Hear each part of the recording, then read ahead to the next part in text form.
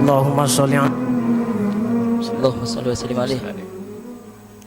Sayyidina Muhammad. Allahumma salli alaihi wa alihi wasahbihi. Mohon maaf Buya, ingin saya tanyakan, apakah ada riwayat tentang jamaah khuruj yang sampai 40 hari? Mohon penjelasan. Sekian, wassalamualaikum warahmatullahi wabarakatuh. Waalaikumsalam warahmatullahi wabarakatuh. Tentang jamaah khuruj, keluar 3 hari, 7 hari, 40 hari, 100 hari. Pertanyaannya adalah, apakah ada yang salah? Jadi jangan sampai kita memandang sebuah kelompok itu dari ketidaksenangan, ketidaksukaan. Saya tidak pernah khuruj 3 hari, saya tidak pernah khuruj 40 hari. Kalau Anda jamaah khuruj, jangan salahkan saya. Sebab khuruj saya tidak boleh 1 hari, 3 hari. Saya setiap hari ya khuruj. Ya. Coba ada orang datang kepada saya, nasihati saya untuk khuruj 3 hari. Kalau saya khuruj 3 hari, gimana nih majelis ini? Ini kan sama dengan khuruj. Saya keluar dari rumah ngajak kepada orang, dan saya rutin setiap bulan khuruj. Khuruj. Kalau khuruj cuma 3 hari, maka kecil banget. 40 hari ya lebih dari itu. Khuruj setiap hari. Kalau belum mati saya dalam keadaan khuruj. Khuruj itu keluar untuk berdakwah.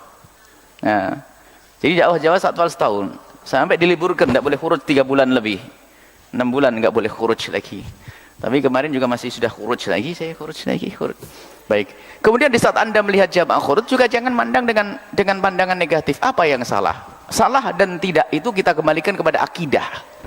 Adapun cara bagaimana orang menyampaikan kebenaran itu terserah ijtihadnya guru-guru mereka sendiri. Kalau Anda tidak suka radio, jangan mencaci Buya Yahya punya radio, atau sebaliknya. Kalau Anda jangan mencaci orang punya radio, pokoknya, atau sebaliknya. Misalnya. Jadi semuanya berijtihad dengan caranya masing-masing, yang penting tidak melanggar. Apakah keluar 3 hari melanggar? Yang melanggar itu keluar 40 hari istrinya tidak dikasih nafkah, itu melanggar. Sampai nangis ke sini kok istrinya. Ya, misalnya, oh itu salah, itu melanggar gurunya kalau ketahuan. Kalau saya Elias tahu tadi dijewer tuh orang. Jadi kalau keluar penuhi dong nafkah istrimu, hebat. Jadi kalau masalah jamaah khuruj kita kembalikan kepada asalnya. Kalau bukan asalnya kita tidak ngomong kepada sesuatu yang sudah berubah. Kalau jamaah khuruj kita kembalikan kepada Syekh Ilyas. Beliau adalah seorang sufi besar bermadhab Imam Abu Hanifah, akidahnya Maturidiyah, akidah yang benar. Jamaah khuruj akidah yang benar. Adapun cara keluar 3 hari ini adalah kalau bahasa modernnya manajemen dakwah yang mereka lakukan. Kalau anak sini bukan kalau anak-anak sini, alumni sini nggak ada istilah khuruj. Tak keluarkan langsung, nanti ada yang ke Irian Jaya sampai mati. Nanti saya kirim ke Korea sampai mati, itu. Ya enggak, bukan. Ini kan cara kita sendiri. Masa disalahkan begitu untuk dakwah? Jadi kadang permasalahan kita sering memandang orang dengan negatif. Kalau sudah akidahnya sama, kita lihat. Sebab ini di lapangan tuh aneh loh ya, Masya Allah. Akidahnya sama. Kebetulan kita di dua-duanya, jadi kita enak di dua-duanya. Kita kan ada pesantren, sesaat kita juga ngadakan pengajian di lapangan. Kita menemukan di lapangan, sebagian ustadz itu mentari, wong pengajian aja dibawa ke lapangan. Pengajiannya aja dibawa ke lapangan. Nah ini yang nggak punya jamaah di lapangan. Ini. Tahu di lapangan juga marah, ini kiai ngedekem dok di pondok, orang luar pada butuh dakwah. Lah ini saling caci maki sudah. Repot ini ustadznya model begitu nih, gimana ini? Dan kita menemukan di lapangan pengaduan ini ada yang ngadakan di lapangan disalahin sama kiai yang dekem tadi. Yang rupanya yang kiai sudah berkiprah di lapangan, ini kiai katanya alim, banyak didekem dok di rumah, coba dakwah majelis. Nah ini pasalnya pengen nyanjung dirinya sendiri. Permasalahan ini kebencian, ini problem. Ya? Jadi itu gak ada urusannya dengan dalil urusan 3 hari. Kalau dirubah 6 hari, 9 hari gak ada masalah. Yang jelas kita diperintahkan bali'ani walau ayah. Kalau engkau faham satu ayat, sampaikan. Kalau engkau menyampaikan di kampungmu, bagus pahala. Tapi kalau keluar dari kampungmu, lebih gede lagi pahalanya. Tapi ingat, wa'angdir ashiratakal akrobin. Kalau pengen berdakwah, dimulai dari yang terdekat dulu. Pembantumu, tetanggamu, dan sebagainya. Baru nanti merambah seperti itu. Jadi urusan 3, 40 jangan dipermasalahkan. Ya, kalau Anda pengen ikut, ikut. Kalau tidak ikut, Anda harus berjuang berdakwah. Hanya kalau Anda ikut Al-Bajah, nggak ada 3 hari, 40 hari, setiap hari. Setiap hari.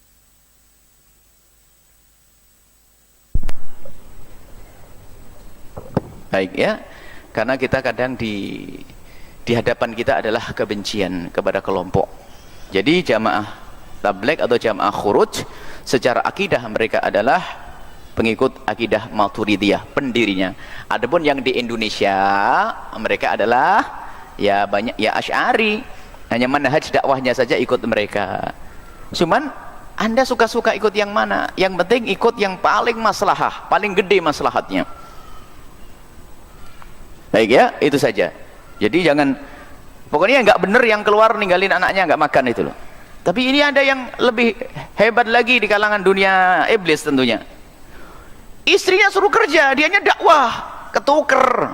Mending ente kerja sudah punya pahala dakwah. Istrinya kerja jungkir balik sampai nangis-nangis. Cuman istrinya nggak berani karena apa? Suaminya dakwah. Lah ini, wah ini dijewer ini.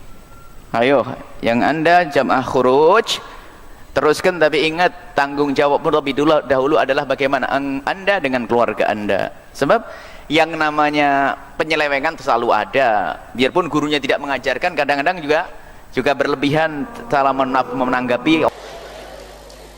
Gimana menurut Ustadz tentang jamaah tabligh? Sebetulnya yang nyebut mereka jamaah tabligh itu bukan mereka. Mereka nggak pernah nyebut dirinya jamaah tabligh, tapi karena dia selalu tabligh, menyampaikan ayat Quran, menyampaikan hadis Nabi. Orang yang menyampaikan ayat Quran, hadis Nabi itu nama perbuatannya tabligh, orangnya namanya mubaligh. Lalu kemudian orang mengatakan itu jamaah apa? Jamaah tabligh. Jadi bukan, ada juga orang mengatakan itu jamaah apa? Itu namanya jamaah KUPJ. Apa itu? Kelompok Ustadz Panjang Jenggot. Macam-macam. Ada juga yang mengatakan itu jamaah kompor, karena kemana-mana bawa kompor. Maka ini perlu ditelusuri ceritanya. Ceritanya agak panjang sedikit, kalau saya urutkan mungkin menjelang azan subuh. Siap? Jadi ada namanya Maulana Qasim. Siapa namanya? Maulana Qasim. Maulana Qasim buat pesantren. Nama pesantrennya Darul Ulum. Apa nama pesantrennya? Darul Rumah Ulum Ilmu, rumah ilmu, didirikan oleh Maulana Qasim. Maulana Qasim mendirikan, hafal karena ini nanti akan masuk UAS, ujian akhir semester. Lalu kemudian tempatnya namanya Deoban.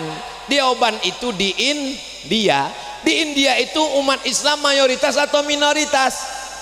Minoritas. Penduduknya 1 miliar. Umat Islam memang banyak 300 juta, tapi saudara kita yang non muslim 700 juta. Nggak bisa sembarangan tabligh akbar begini. Kita bisa tabligh akbar ini kan karena mayoritas, betul? Kalau minoritas jangan tabligh akbar, masuk aja nggak bisa.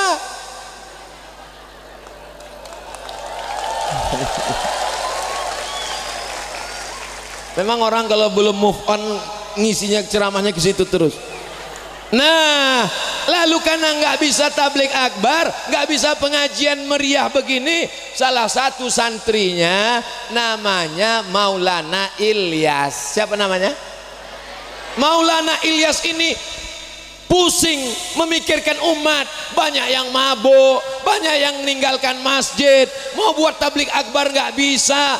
Akhirnya dia iktikaf di Masjid Nabawi, di Taman Raudhah selama 8 bulan. Akhirnya dia mimpi ketemu dengan Rasulullah sallallahu alaihi wasallam. Kata Rasul, "Hai Maulana Ilyas, berdakwahlah engkau seperti dakwahku dulu." Lama dia termenung, gimana dakwah Nabi Muhammad dulu? Ternyata ngetuk dari pintu ke pintu. Assalamualaikum. Waalaikumsalam. Kya hal hai? Diki acha.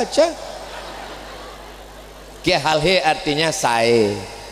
tike artinya bi khair walhamdulillah. Lalu dia tanya, jadi mereka begitu pintu ke pintu. Makanya ciri jamaah tabligh itu dia tidak model rame-rame tapi datang pintu ke pintu. Assalamualaikum Pak Haji. Waalaikumsalam. Ayo ke masjid sholat Pak Haji. Kamu belum lahir saya sudah haji. Assalamualaikum Pak. Waalaikumsalam. Ayo ke masjid Pak.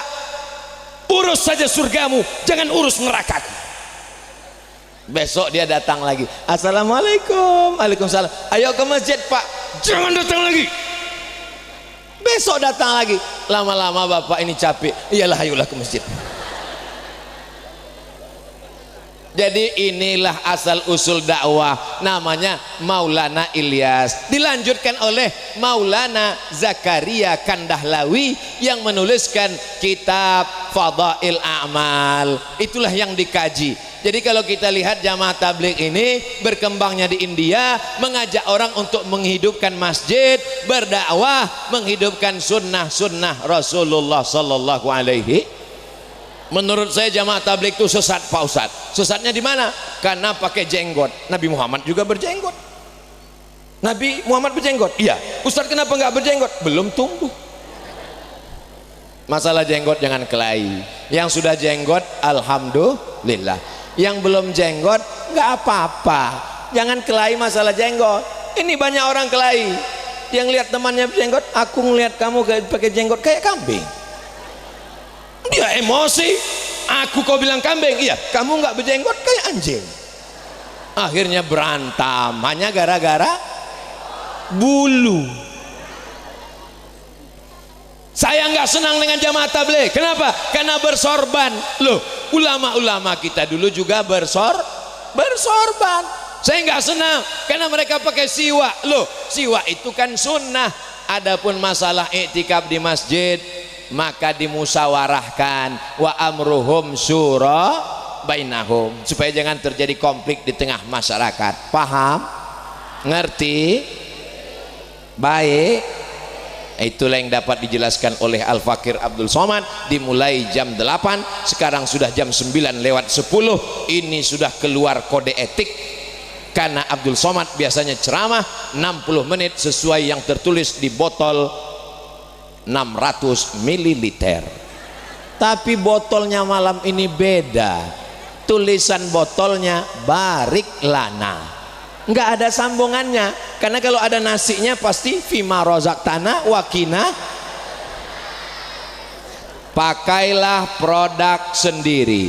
Barik Lana adalah produk sendiri dari pondok pesantren Al Amin Prenduan sampai kemari. Sampai kalau kita minum pakai produk sendiri. Kalau belanja ke supermarket yang berbasiskan pondok pesantren, bangkitkan ekonomi umat. Itulah yang dapat disampaikan oleh Al-Fakir Abdul Somad. Banyak kata-kata tidak berkenan di hati, menyinggung perasaan. Sudikah Bapak Ibu memaafkan silap salah Abdul Somad?